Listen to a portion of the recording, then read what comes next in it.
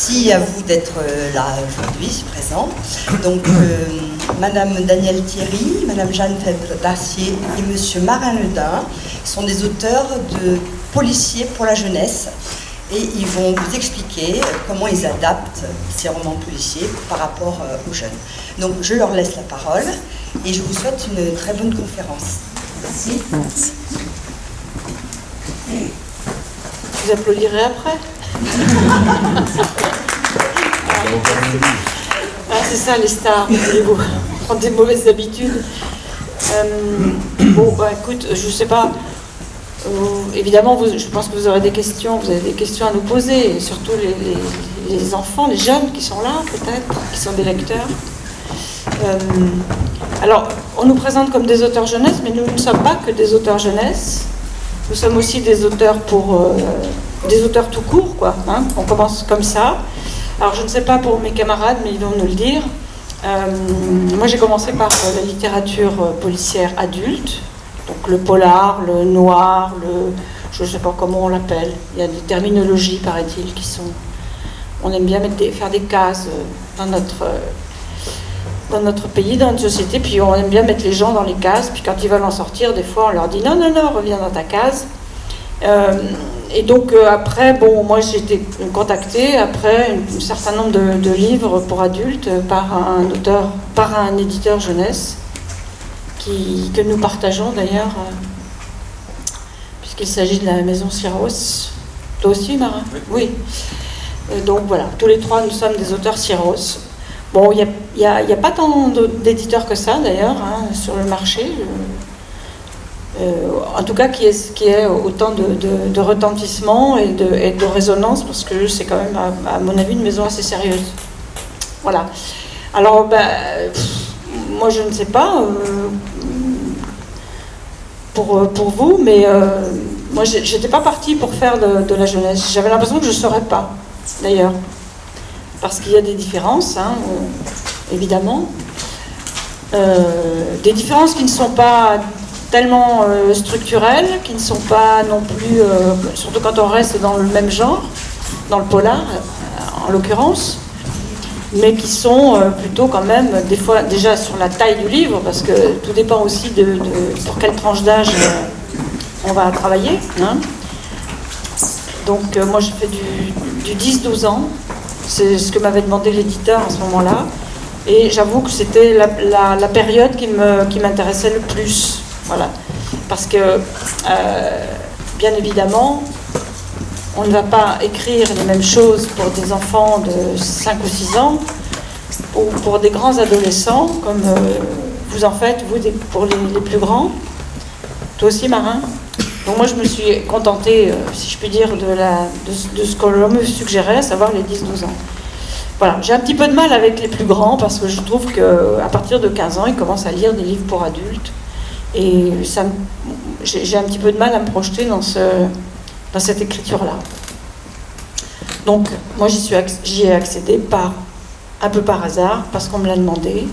Et j'avoue que je me régale bien. Avec ça, j'en ai fait 5. J'ai créé un petit couple des jumeaux qui sont des enquêteurs.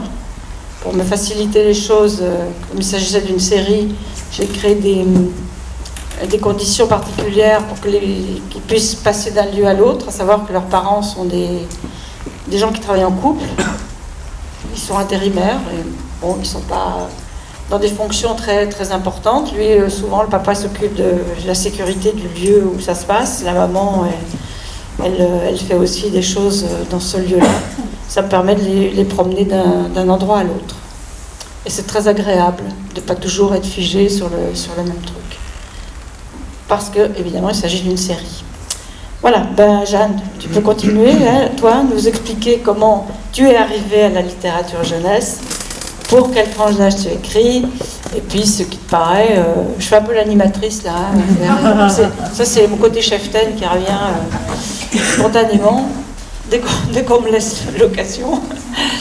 Et donc, voilà, pour donner peut-être un autre point de vue sur ces différences d'écriture, qui ne sont pas toujours très, à mon sens, très marquées, mais bon, dont on doit quand même tenir compte du public auquel on s'adresse. Alors, en fait, moi aussi, au départ, je ne pensais pas du tout écrire pour la jeunesse, puisque moi, j'ai plutôt démarré par le fantastique et les vampires, sur un peu l'intuition de mon mari, qui était éditeur, et qui avait très bien compris qu'il ne fallait pas que je parle de moi. Donc, il m'a ramené, il m'a rapporté à la maison des livres, on va dire Stephen King pour aller vite, mais ce genre de livres, et puis je suis tombée là-dedans, je suis tombée dans la marmite, et un jour, j'ai trouvé les vampires, et les vampires, ça m'a parlé, je me suis dit, ah, ça, c'est moi. Bon. Donc j'ai commencé à écrire sur les vampires, une série qui a été assez remarquée d'ailleurs.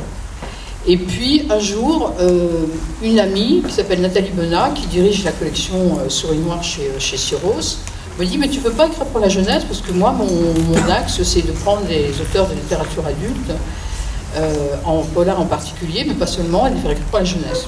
J'en ai écrit un, je me suis beaucoup amusée. Et puis, après, j'en ai écrit un deuxième, un troisième, etc. Donc, chez Syros, j'en ai écrit 5. Donc, 4 sont toujours édités, sont réédités sans arrêt, etc.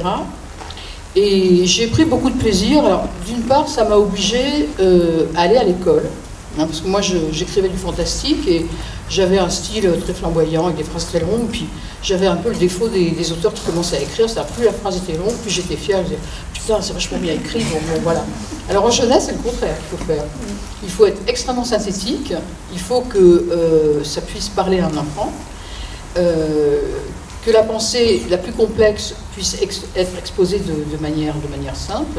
Et souvent, je passe au dialogue. Quand c'est compliqué, je passe au dialogue, parce que je trouve que c'est une bonne façon d'imager une pensée un peu compliquée. Et puis là aussi, à la table du récit, bon, moi j'étais sur des structures de livres assez confortables de 300-350 pages, voire plus, donc je m'étalais bien, quoi. Et là, le format, c'est 140 000, 150 000 signes. Une fois d'ailleurs, il m'est arrivé une aventure avec une souris noire, c'est que je m'étais étalée dans mon histoire. Donc Nathalie me dit, bah, c'est vachement bien, mais ça fait 300 000 signes, tu as 3 semaines pour en réduire la moitié. Ah, bon, d'accord, elle m'a donné quand même les axes. Donc effectivement, c'est une façon d'écrire qui est extrêmement différente. L'art de la litote. Voilà. Il faut être extrêmement concis. Et puis il y a des choses qu'on ne peut pas dire en littérature jeunesse. On peut avoir des scènes de violence, mais il faut que la violence soit indirecte. Il ne faut pas qu'il y ait des choses qui puissent choquer les enfants. Surtout sur cette tranche d'âge-là, qui effectivement c'est les 9 à 12 ans. Donc voilà, donc c'est un style d'écriture qui est extrêmement différent de la littérature adulte, même si les sujets abordés, c'est des sujets sociétaux. Moi j'ai des histoires de vol de bateau, j'ai des histoires des thèmes qui sont abordés, qui sont par exemple le racisme, il y a des choses comme ça. Donc c'est des sujets sociétaux mais qui ne sont pas traités de la même manière qu'en littérature adulte. Ça c'est le premier point. Voilà. Donc cette tranche d'âge-là, je la travaille en souris noire. Et puis un jour, je suis arrivée avec un projet un peu plus complexe, on va dire, qui ne collait pas tellement dans le cadre de Syros, puisque c'était ce que je sais bien faire aussi, c'est-à-dire un mélange de polar, de fantastique et d'histoire. Et donc ils ont regardé ça un peu comme des poules qu'on trouvait un couteau. Et puis finalement, ils n'ont pas répondu, parce que c'est pas dans les cadres, c'est exactement ce que disait Daniel. En littérature, en général, on est dans une case, donc Syros a un certain axe, donc publier des choses qui n'étaient pas dans cet axe-là, ils ne voyaient pas trop comment faire. Bon, donc, finalement, j'en ai parlé à Bragelonne, qui est mon éditeur en fantastique, qui commençait à démarrer en jeunesse, qui démarrait déjà pas mal en jeunesse. Eux, évidemment, comme ils savent ce que j'écris en fantastique, ils ont tout pigé ce que je voulais faire. J'ai fait une série de 2 livres pour on va dire, les 12-15, qui mélangent effectivement le fantastique, le polar et l'histoire. Ça se passe à Bordeaux. Donc c'est 2 jumeaux, parce que c'est vrai que les jumeaux c'est pratique, parce qu'on intéresse les lecteurs garçons et filles, donc ça c'est un truc d'écrivain. Ils sont télépathes et ils font des voyages temporels. Bon. Et donc ça permet de parler de l'histoire de Bordeaux. Il y a un personnage qui est extrêmement inquiétant, mais qui en fait est assez sympathique, qui est un vampire, qui est très inscrit dans l'histoire de l'Aquitaine, parce que c'est le prince noir qui était le fils du roi d'Angleterre, un des grands conquérants de la guerre de 100 ans, voilà, donc on découvre petit à petit que c'est lui. Et puis il y a un chien de guerre géant qui fait 140 kilos, qui est très inquiétant, mais qui est aussi plutôt bienveillant. Et puis il y a des flics, parce qu'il faut des flics. Voilà, donc c'est un mélange qui s'adresse effectivement à un lecteur un peu plus âgé. C'est beaucoup plus long, donc c'est effectivement destiné à des très bons lecteurs. Et puis je vois bien que sur les tables, dans les salons, finalement, les gens les prennent aussi pour eux, parce que ce mélange de genres peut les intéresser. Voilà, et souvent je me rends compte que mes livres pour les jeunes sont achetés par des adultes qui ne sont pas forcément des grands lecteurs, mais qui trouvent là aussi une façon de lire des choses qui vont les intéresser. Donc la littérature jeunesse, c'est une littérature que moi je trouve très large en lectorat. C'est-à-dire que je vois bien que mes livres sont achetés par les mamans ou par les grands-mères, hein, ça c'est clair. Parfois par les enfants, mais quand même plutôt par les adultes qui sont prescripteurs. Mais après, ça circule dans la famille, c'est-à-dire que les cousins les lisent, les grands-parents les lisent, tout le monde les lit. Voilà. Voilà ce que je peux dire de la littérature jeunesse. Bon marin, je ne sais pas ce que tu Tout a déjà été dit. Au revoir. Comme mes consoeurs, moi je suis d'abord un auteur de romans noirs, donc plutôt pour adultes. C'est ce que je fais principalement, et au bout de quelques années, on m'a demandé de participer. Donc c'est Nathalie Benat aussi, qui avait vu que j'avais publié 2-3 bouquins dont on parlait un petit peu, et qui s'est dit tiens, il pourrait peut-être nous faire quelque chose dans la collection Souris Noire. Donc elle m'a demandé ça, je lui ai dit non tout de suite. Parce que les enfants me font peur, enfin me faisaient peur. Dans les métiers, pour moi, les métiers vraiment hardcore, il y a des mineurs, il y a reporter de guerre, et au-dessus, il y a professeur des écoles. Quoi. Pour moi, c'est un métier qui me... Je pense que ces gens-là devraient être 20 fois plus payés que les autres. C'est un truc qui m'impressionne énormément. Non, mais je le pense vraiment. Mais aussi pour des mauvaises raisons, c'est parce que je sais que je serais totalement incapable de faire ça et ça m'effraie totalement. Donc je lui ai dit non tout de suite, et voilà, il se trouve qu'à ce moment-là, j'avais des gamins qui avaient à peu près l'âge des 9-12 ans, et donc j'avais un autre métier avant, j'étais chercheur, j'étais jamais à la maison, et d'un seul coup mes gosses m'ont vu toute la journée devant l'ordinateur. Quand ils partaient le matin, j'étais devant l'ordinateur, le soir aussi, donc ils en ont déduit un peu trop rapidement que je faisais des jeux sur internet, que j'étais sur les réseaux sociaux et que je foutais rien. Donc je leur ai expliqué que j'écrivais des livres. Bon bah fais-nous lire tes livres, et puis bon, c'était pas possible, c'était des livres pour adultes un peu trop durs pour eux. Donc bah écris-nous-en un, et c'est comme ça que j'ai écrit mon premier roman jeunesse qui s'appelle Un cri dans la forêt en 2010, qu'ils ont lu, qu'ils ont critiqué abondamment, qu'ils ont corrigé, ils ont changé les noms abondamment aussi, ils ont corrigé les noms des personnages, les lieux, les scènes, les références musicales qui étaient complètement old school, les prénoms, c'est des prénoms pieux, il a fallu... Bon bref, on a passé un moment formidable pendant un mois comme ça, je leur lisais des tranches que j'avais écrites pendant la journée. Et puis ce livre, du coup, je me suis souvenu de Nathalie Benat, je le lui ai envoyé, là c'est elle qui m'a dit non. Ça se passe où ton truc? À la campagne? Oh là, je déteste la campagne. Nathalie Benat est une urbaine, elle déteste la campagne. Donc elle m'a dit non, ça marchera pas, le polar c'est urbain, non, on fait pas ça. Bon, elle l'a quand même lu, finalement, elle l'a publié. Et j'ai découvert un univers dont j'ignorais totalement l'existence, à savoir la littérature jeunesse. J'en connaissais rien, j'avais des vagues souvenirs de bibliothèques roses et vertes, de trucs voilà, qui passent très vite et qu'on oublie quasiment aussi vite. Et j'ai découvert notamment donc les rencontres avec les élèves. L'avantage de faire de la littérature jeunesse, c'est qu'on fait des rencontres avec des élèves. On rencontre des enseignants absolument dingues qui font écrire leurs élèves, qui leur font faire des spectacles, qui mettent en scène des fois nos livres. J'ai assisté 2-3 fois en plusieurs années à carrément des pièces de théâtre avec une débordante d'imagination, et c'était fascinant de voir ces gamins se saisir de ce matériau-là et le faire vivre, et voilà. Et j'ai découvert aussi du coup une écriture, parce que je jugeais un peu trop rapidement, certainement comme tout le monde, que la littérature jeunesse c'est une sous-littérature, c'est fait pour les bébés, et donc on écrit ça très très vite pour gagner un peu d'argent, mais ça n'a aucun intérêt. Et en fait non, c'est une vraie littérature, un pied d'égalité avec la littérature dite pour adultes. Et d'ailleurs, les bons livres jeunesse que vous disiez tout à l'heure, en général, les bons livres jeunesse sont aussi lus par les adultes avec plaisir. Et donc j'ai découvert cette écriture-là qui m'a plu. Mes enfants ont grandi, donc j'ai écrit aussi des livres pour ados.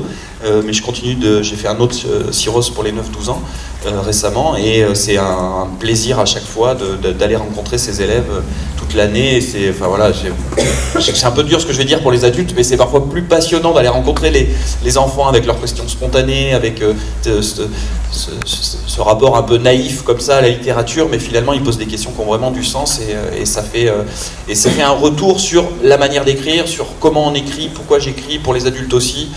Moi ça a vraiment transformé ma manière d'écrire.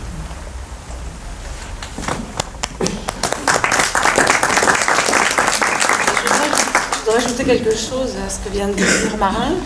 À propos justement de ces rencontres et de ce public qui est très différent du public adulte, bien sûr.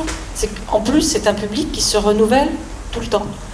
C'est-à-dire que les adultes, vous écrivez un polar ou un livre, quel qu'il soit d'ailleurs, si vous avez la chance que ça marche et que ça se vende bien et que donc le livre ait une existence qui va durer très longtemps, c'est bien, mais la plupart du temps, la durée de vie d'un bouquin, c'est quand même adulte, hein, c'est quand même assez court. Si, encore une fois, on ne franchit pas des niveaux de vente très importants. Les éditeurs ont tendance à me laisser un petit peu sur le côté. Avec la littérature jeunesse, et vous en êtes des exemples, et il y en a un autre qui est quand même très impliqué dans la littérature jeunesse, qui est Jean-Hugues Oppel, par exemple, qui publie aussi des livres chez Syros. Il a un bouquin qui doit avoir 20 ans maintenant, son Hippon, qui a été... Bon, voilà, alors vous allez le trouver partout. Et c'est un livre qui a été...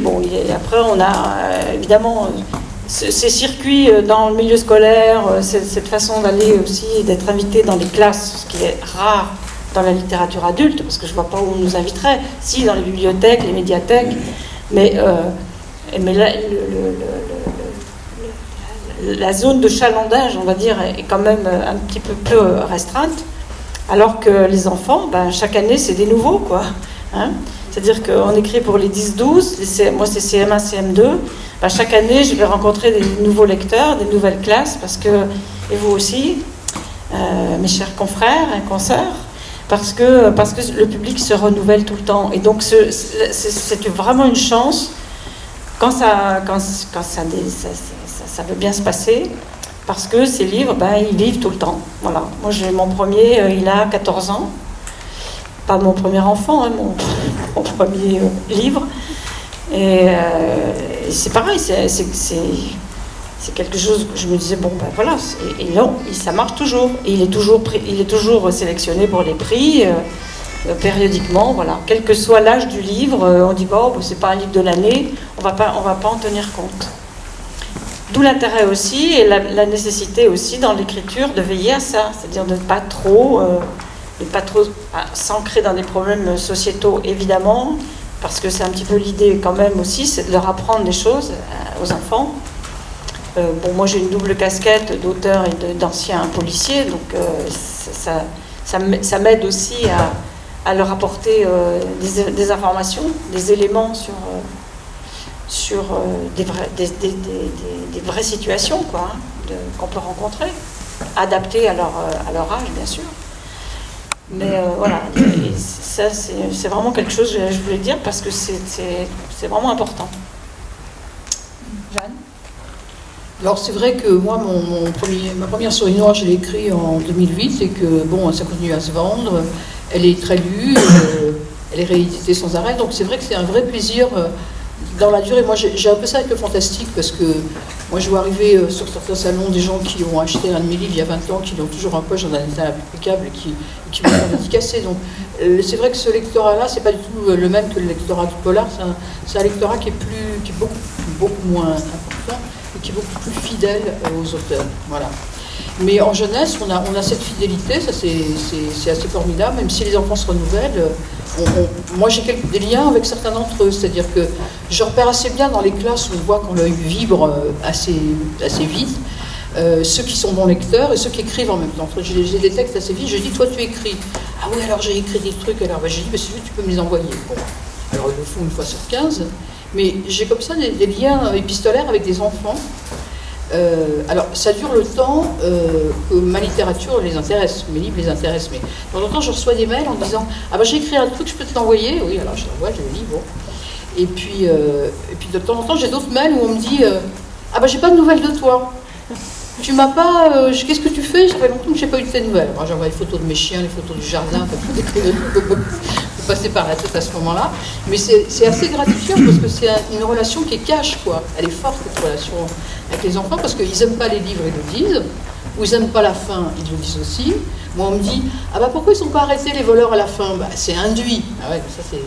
Non, mais eux, ils veulent les voir avec des menottes. Bon, voilà, donc il y a aussi tout ce rapport assez direct, ce jugement assez direct sur les livres, qui est très, très sympathique. Et cette relation-là, elle est effectivement extrêmement gratifiante. Ce qui est très intéressant aussi, c'est les ateliers d'écriture qu'on peut animer à partir de ses propres livres. Et c'est marrant de voir comment la sauce monte assez vite. C'est-à-dire que si on arrive à trouver les petits ressorts pour faire agir l'imagination des enfants, on voit qu'ils arrivent à produire des textes. Alors nous, on s'en fout, on leur dit la syntaxe, on s'en fout.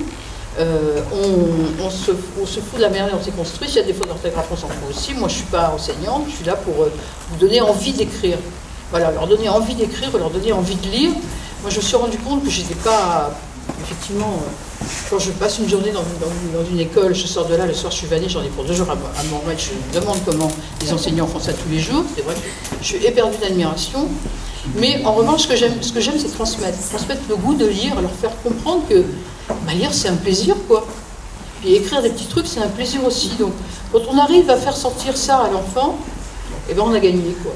Et ça, c'est extrêmement riche. C'est vrai qu'on a aussi des échanges avec les auteurs, avec les lecteurs adultes, mais qui sont moins dans ce plaisir de la spontanéité. Voilà. Les adultes sont déjà formatés. Voilà. Alors que les enfants, Oui, ça- surtout ces âges-là, Voilà. c'est l'effervescence. Je vais rebondir. Sur quoi Sinon, Sur l'exigence de l'écriture, ouais, vous nous coupez, dès que vous avez des questions, ça va nous aider à développer. C'est un public, ce qui me plaît dans ce public, c'est qu'il est vraiment intransigeant. C'est-à-dire que quand ça leur plaît pas, alors c'est radical, et ça dans les rencontres c'est clair, d'un seul coup, plus personne ne vous regarde, ils n'ont plus rien à faire, ça les intéresse absolument pas. Capable de vous dire, ce chapitre-là, ce qu'on sent un petit peu dans le regard des lecteurs dans les publics adultes qui ne le disent pas ou qui sous des formes très polissées vont tourner un peu autour du pot, là les gamins ils vont dire directement vraiment le chapitre premier nul. Heureusement on m'a obligé à lire le deuxième, ça m'a plus plu, donc voilà, j'ai un peu enchaîné. Et du coup c'est ce que je disais tout à l'heure, ça induit un changement dans le rapport à l'écriture qui marche aussi sur les romans pour adultes, c'est-à-dire oui, là je suis en train de me faire plaisir, j'ai l'impression que ça va les intéresser, mais si je creuse vraiment, je vois bien qu'en fait ça ne va pas les intéresser, c'est juste moi pour me faire plaisir que je suis en train d'écrire ça, et donc ça ne sert à rien à l'histoire. Nous on est des auteurs de romans, adultes ou jeunesse, peu importe. Un roman c'est une histoire, des personnages et un angle, voilà. Alors là on a un angle particulier qui est souvent l'angle de la jeunesse, forcément nos personnages sont en général des jeunes, des enfants, parce pour aborder ces thématiques-là, qui pourraient très bien, je pense, pour avoir lu de vos livres, c'est des thématiques qui peuvent être aussi abordées sous un angle différent dans des romans pour adultes. Et donc l'avantage de la spontanéité de cette jeunesse, c'est que vraiment elle vous oblige à affronter leur regard. Moi c'est quelque chose qui m'effraie aussi, c'est pour ça que j'aurais jamais pu faire enseignant, c'est affronter leur regard, oh là là, qu'est-ce qu'ils vont me sortir aujourd'hui, je viens de sortir un nouveau livre là, qu'est-ce que je vais prendre sur la tête, et en fait ça fait avancer quoi. Et en fait il faudrait les rencontrer pendant le processus d'écriture, ou je sais pas, il devrait y avoir un bouquin bis, je sais pas, non après ça serait peut-être trop dictatorial comme truc, mais pas pour faire des tests un petit peu marketing, hein, je veux pas dire ça, mais c'est plus pour savoir où, quand on essaie de transmettre une idée, de poser un certain nombre de questions, je pense que c'est ce qu'on essaye de faire dans nos romans, et de les poser avec eux, on veut être sûr de les toucher, quoi. Et donc si on n'a pas trouvé la bonne histoire, ou si les personnages ne sont pas assez bien ficelés, s'il y a quelque chose qu'on a raté, on va vraiment passer à côté de la question, et on va donc un petit peu rater notre objectif. Posez-nous des questions. Oui. J'ai un truc à dire, donc, sauf si... Oui, je voulais simplement dire que moi je suis lente, donc j'ai découvert tardivement pourquoi j'aimais écrire en jeunesse. En fait, c'est parce que sommeille en moi une enfant rebelle que j'ai été, et donc là, j'y vais à fond, quoi. Les mots m'y font toutes les conneries possibles et inimaginables. Ah, je suis très contente là, parce que je me dis ça, je l'aurais fait. Bravo. Ah, ça, je l'aurais fait. Ah, peut-être pas quand même, j'aurais pas osé aller jusque-là. Bon, puis à la fin, quand même, surtout chez Syros, où ils sont un peu normatifs. Bon, alors je sais que là, je me dis ça va pas passer, donc il faut que je trouve le moyen de faire en sorte que l'enfant s'excuse à la fin du livre, ou qu'il comprenne qu'il n'aurait pas dû faire ça, etc.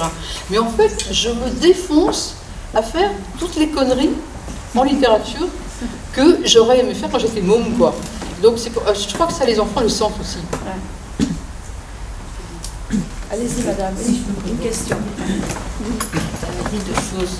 Le rapport à la temporalité de l'enfant n'est pas celle de l'adulte. Donc c'est vrai, comment on accroche, comment on séduit l'enfant dans les premiers chapitres, hein, donc c'est important. Et ce que vous disiez aussi, madame, sur il y a besoin, les enfants ont besoin qu'on dise les choses. Et ça, moi, ça me fait penser, qu'est-ce qu'on peut dire dans la littérature? Parce qu'il y a la crudité du mot qui fait peur à l'enfant, et qui peut avoir, selon la personnalité, un effet, entre guillemets, traumatique, et le besoin par rapport aux bêtises, qu'effectivement on dise et qu'on maintienne les limites et les règles, je crois, parce que c'est aussi initiatique pour l'enfant, c'est de la littérature policière. Donc je crois qu'il y a ça aussi. Donc ça m'intéresse aussi sur comment vous le travaillez et les âges, justement. Je crois que la question des âges est Alors, sur les mots,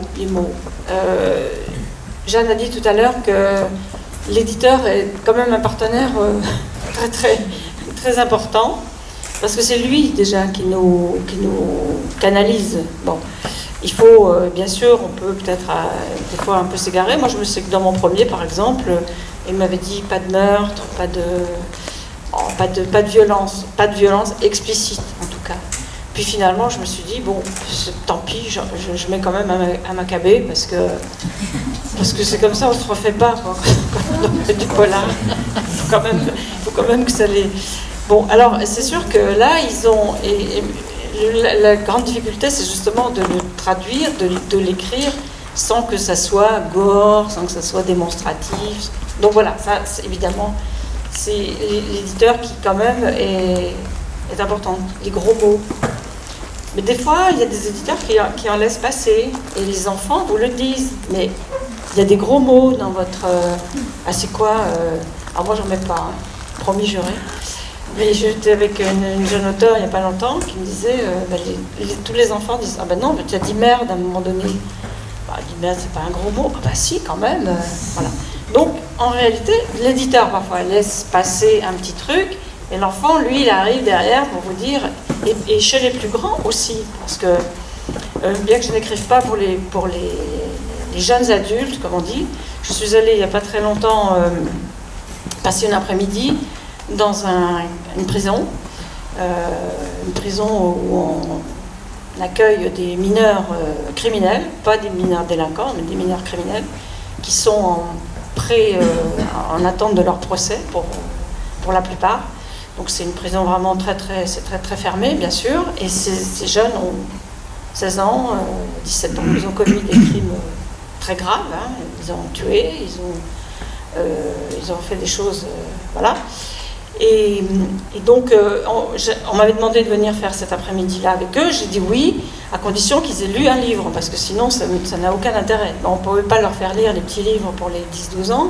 Donc j'ai un livre pour adultes, mais qui est très adapté au jeune public, jeunes adultes. Donc ils avaient lu ce livre, pour ceux qui bien sûr ont bien voulu venir à l'atelier d'écriture et au travail qu'on a fait autour de ça.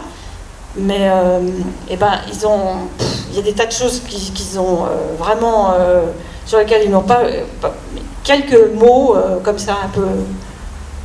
Et parfois, et pourtant, quand on se réfère à ce qu'ils avaient fait, à ce qu'ils ont fait, à leurs actes, ils m'ont chipoté sur des histoires de vocabulaire, parce que j'avais utilisé des expressions qui les choquaient. Voilà, ça les choquait sur le plan du vocabulaire. Voilà, exactement. Qu'ils n'utilisent pas ça, parce que de la même façon que j'arrivais quand même comme commissaire de police en me disant bon, je vais en prendre plein la tête, quoi. Ils vont me dire oui, t'es un flic, t'es ci, t'es là. Pas du tout. Je leur ai proposé de me tutoyer parce que je les tutoyais, donc ils me disent ah ben non madame, quand même on a du respect. Enfin, c'était très très surprenant. Parfois les réactions de ce public, elles sont un peu inattendues. Oui, alors moi aussi de temps en temps on me fait la remarque, parce que moi j'utilise de l'argot, pas de gros mots, mais de l'argot. Alors très souvent les enfants me le font remarquer, je leur dis mais comment tu parles dans la récré, toi? Tu parles comment? Ce mot-là tu l'utilises pas? Ah bah oui madame, c'est vrai. Bon alors voilà, en fait, on peut arriver à faire passer un certain nombre de choses. Mais c'est vrai qu'en ce qui concerne et le langage, mais surtout, moi, c'est pas tellement sur le langage que j'ai des discussions un peu serrées avec Syros, c'est plutôt sur la violence sur certaines scènes. Voilà. Syros, je précise que notre éditeur, c'est la partie littérature jeunesse de Nathan. Donc c'est effectivement des gens qui sont assez normatifs, mais aussi parce qu'ils ont une très grande habitude des publics scolaires. Hein, voilà. Donc voilà. C'est très intéressant de travailler avec eux, mais ils ont aussi un peu la déformation, moi je trouve, de leur métier. Mais très souvent, leurs remarques sont extrêmement pertinentes. Mais moi j'ai eu quelques accrochages avec eux un peu rudes, en particulier sur un livre dans lequel il y avait mon héros est métis. Donc ce que je voulais montrer de manière un peu pas induite, mais avec l'amener un peu en douceur, c'est que tout se passe très bien tant que ça va bien. C'est-à-dire que ce garçon, il est beau, il a une très jolie copine, il sort d'un milieu social qui est plutôt aisé, il fait de la voile, c'est la star de son club parce qu'il remporte toutes les régates, donc tout le monde l'adore. Bon. Et puis il emmène les enfants au banc d'Arguin en catamaran, et puis là, ça se passe bien au début, puis au moment de ramener les enfants à terre, de les faire revenir à terre, on compte les enfants, il manque une petite fille. Voilà, et en plus c'est la petite sœur de sa copine. Voilà. Donc, effectivement, ça crée un drame.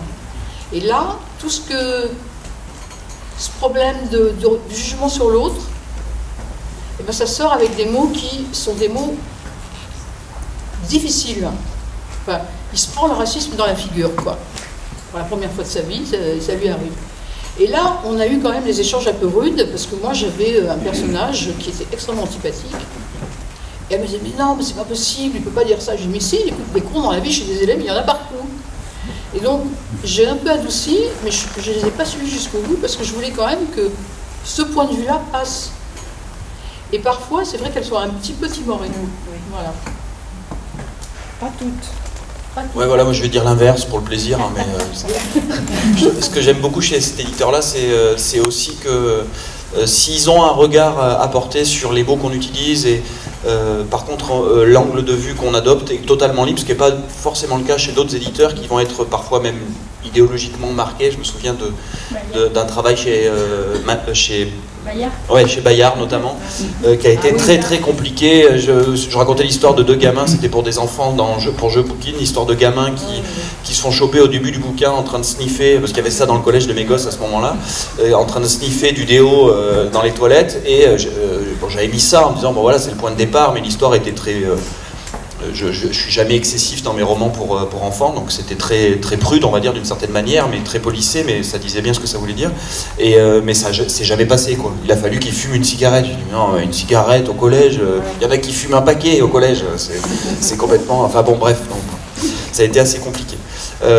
Mais du coup, ce que j'aime chez Syros, c'est qu'on peut l'aborder, quel que soit l'angle. Ça, c'est quand même c'est un travail qu'on peut faire. Voilà. Alors sur les gros mots, moi j'avoue que dans mon premier roman, il y avait plein de gros mots, parce qu'avec mes enfants à la maison, on est assez libre là-dessus, donc il y avait pas mal de gros mots. Enfin, en tout cas, je leur explique, on essaie d'expliquer un peu ce que veulent dire les gros mots. Et là, oui, Syros, Nathalie Benat a été très claire, elle m'a fait, là, non, c'est pas possible. Donc j'ai un petit peu bataillé pour en laisser un, à savoir merde, comme tu avais dit, et donc mes personnages répètent tout le temps merde, c'est presque un gimmick, et ça fait beaucoup rire les gosses en rencontre, d'abord parce que chez les plus petits, c'est leur maîtresse qui leur lit le livre, alors entendre le mot merde dans la bouche de la maîtresse, ça c'est quand même quelque chose. C'est de l'hypocrisie totale, parce qu'évidemment ils l'utilisent tous les jours, mais bon, c'est pas grave. Et ensuite, du coup, c'est l'occasion pour moi d'aborder cette question du gros mot, puisqu'il la pose systématiquement, et voilà, qu'est-ce que vous dites, quels sont les mots que vous utilisez, est-ce que vous savez le sens, parce que parfois c'est difficile d'expliquer le sens à des gamins de certains gros mots, mais c'est important qu'ils le connaissent, et voilà, et donc je leur raconte l'histoire que je vais vous raconter de mon enseignant de CM2, quand j'étais tout petit, donc ça remonte à il y a quelques années quand même, il y a 30 ans, et un peu plus même, qui lasse dans la cour de récréation d'entendre moi et mes congénères proférer des énormités, à péter un câble, nous a tous les CM1, CM2 les a réunis dans une salle.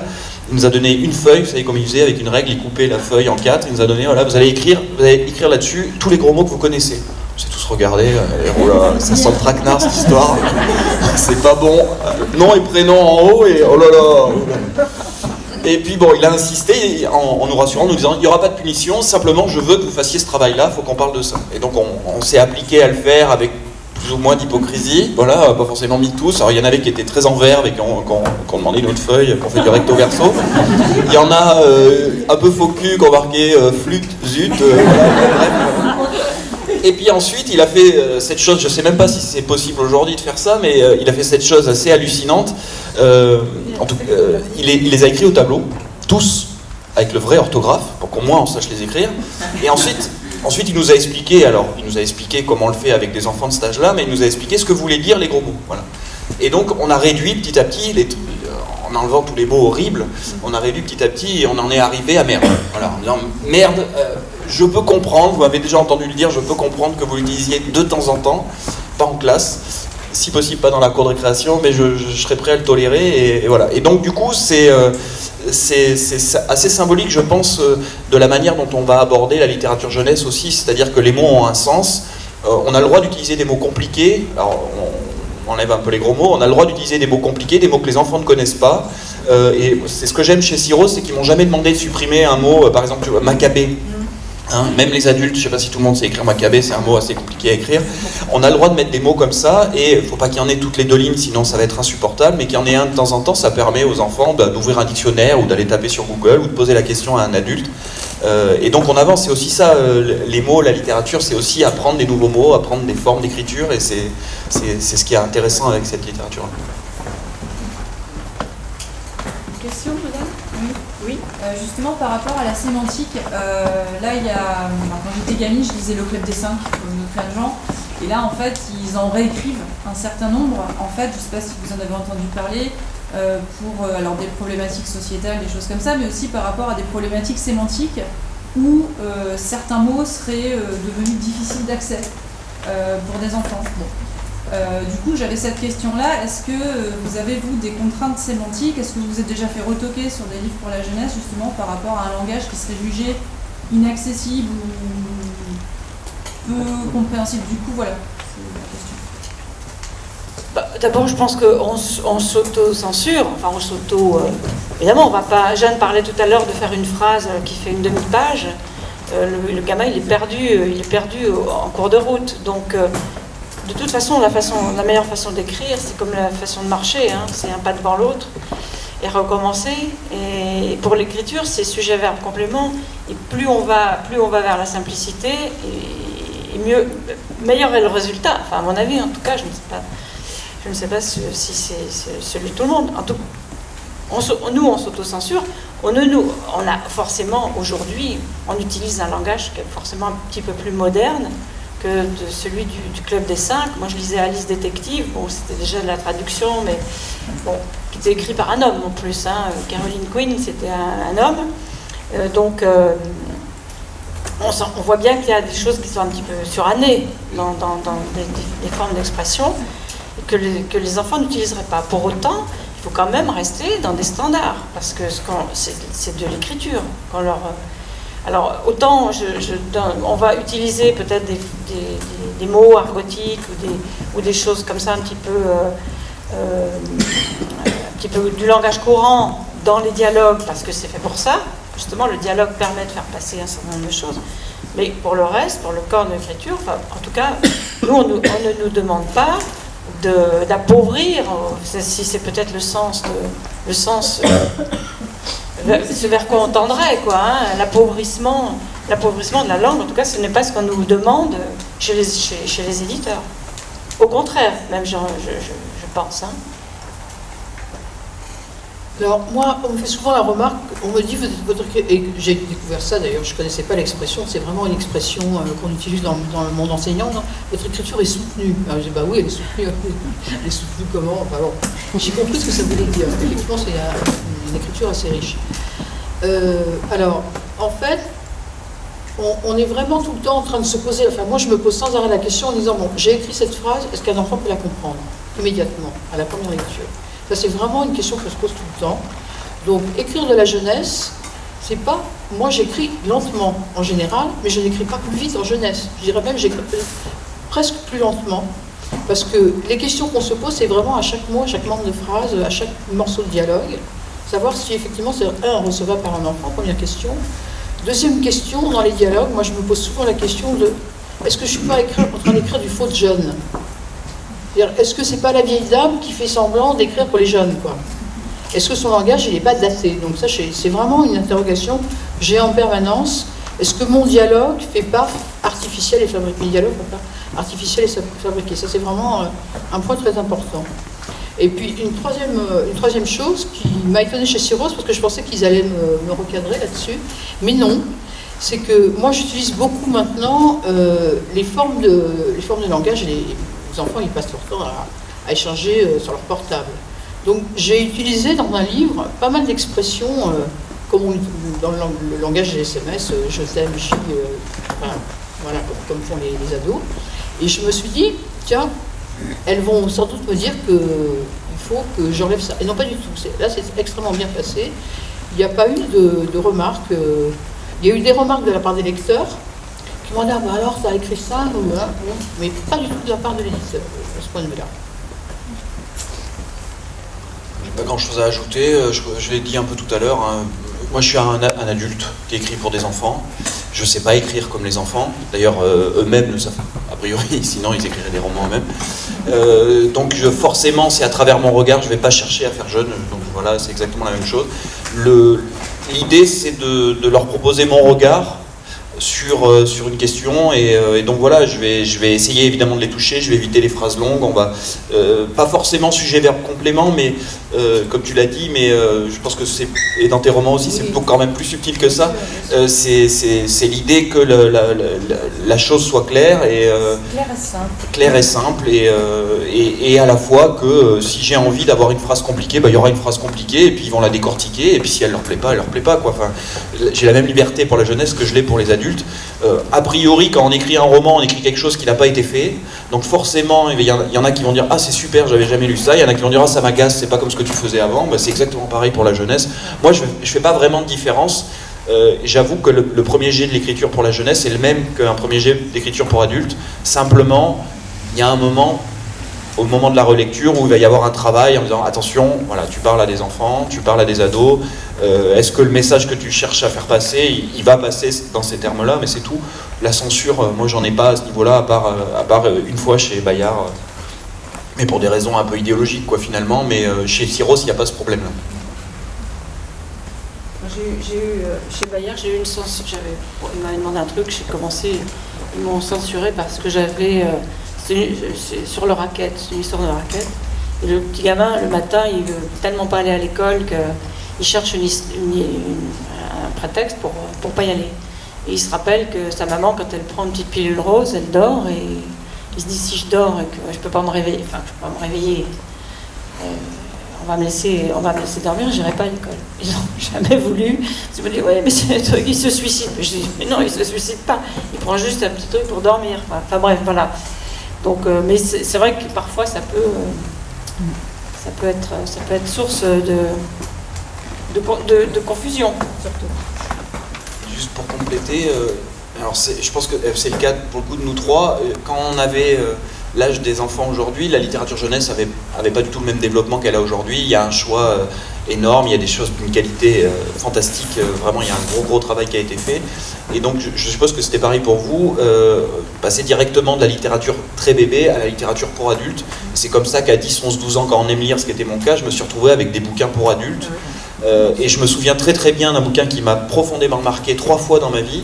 La première fois, j'avais 11 ans quand j'ai lu, c'est Le Petit Arpent du Bon Dieu d'Erskine Caldwell, que j'ai trouvé magnifique, et en particulier une scène, c'était une scène où un des personnages a tellement faim qu'il mangeait une endive. Alors moi, à 10 ans, une endive crue qui sortait de terre, même cuite avec du jambon, j'avais du mal, alors bon voilà.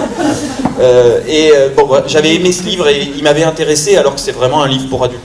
Je l'ai relu quelques années plus tard, quand j'avais 15-16 ans, pour voir si... Je me suis aperçu que c'était un livre pour adultes, mais là, ce qui m'a marqué, mais parce que j'avais 15-16 ans, c'était l'aspect... donc c'est un roman qui parle du sous-prolétariat et de la misère, et notamment la manière dont elle est incarnée. Il y a beaucoup de descriptions des corps, et notamment des corps qui ont des rapports. Donc il y a des scènes érotique, ça serait pas le mot, mais les corps sont vraiment très très présents. Et là, c'est un roman qui m'a marqué une deuxième fois pour ça. C'était la première fois que je lisais des choses autres qu'une offre, entre guillemets, pornographique qu'il peut y avoir par ailleurs et dans laquelle malheureusement on baigne quand on est adolescent. Un autre rapport au corps, une manière dont on ne m'avait jamais parlé. Et puis je me suis aperçu des années plus tard que c'était un immense roman et que c'est un immense romancier, et voilà. Et je prends souvent cet exemple-là pour parler aux enfants, c'est-à-dire qu'ils sont certaines scènes très crues, si c'est pas dans leur univers mental, ils vont tout simplement pas les voir. Quand j'avais 10 ans, je n'ai vraiment pas lu les scènes où il y avait des femmes nues, des hommes nus, je les ai pas vues, ça m'intéressait pas, j'étais pas du tout là-dedans et je l'ai pas vu. Et je me suis intéressé à d'autres détails sur l'agriculture, sur l'endive, des choses comme ça, en fonction de mes centres d'intérêt. Et je pense que comme quand on est romancier pour adultes, on fait confiance à l'intelligence des gens en faisant des ellipses, en n'expliquant pas tout parce qu'on sait qu'ils vont comprendre et on sait que ça va faire écho en eux. C'est exactement la même chose pour les enfants. Il faut quand même aussi faire confiance à l'intelligence des enfants. Évidemment, c'est primordial. Alors moi, c'est vrai que je n'écris plus du tout maintenant, comme j'écrivais il y a 20 ans. Moi, je pense que ça, c'est un peu tous les romanciers qui peuvent dire ça. Mais c'est vrai que j'ai beaucoup simplifié ma façon d'écrire en littérature adulte. Et je pense que c'est la vision de la littérature jeunesse qui m'a amené à ça. Je coupe, quoi. Je me dis, bah non, ça c'est inutile.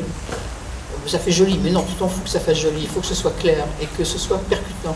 Donc c'est vrai que je n'écris, mais vraiment, mais plus du tout maintenant comme j'écrivais avant. Et ça, c'est vraiment un apport inconscient en fait. Et vraiment un apport inconscient, mais un apport important. Puisqu'il n'y a plus de questions, merci de nous avoir écoutés. Puisque là, on a un apéro bientôt.